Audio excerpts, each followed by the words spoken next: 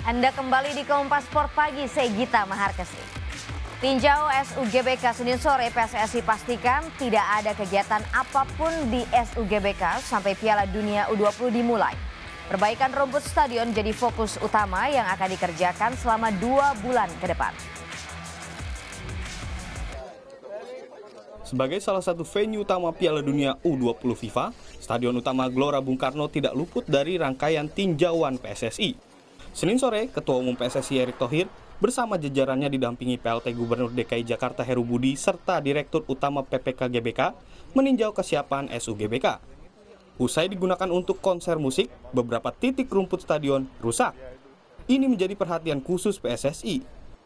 Usai tinjauan, PSSI, Pemprov DKI Jakarta dan pengelola GBK memastikan tidak akan ada lagi kegiatan di SUGBK sampai Piala Dunia U20 digelar.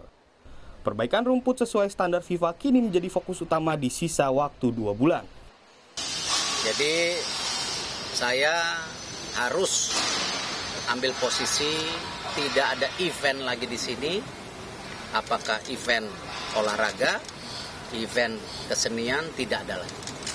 Karena ini sudah menjadi titik kritikal kalau kita tidak mau dipermalukan dalam penyelenggaraan event dunia ini.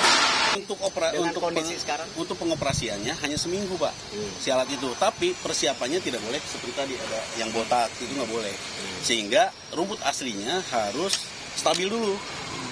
Untuk stabil ini kami butuhkan waktu sekitar sebulan.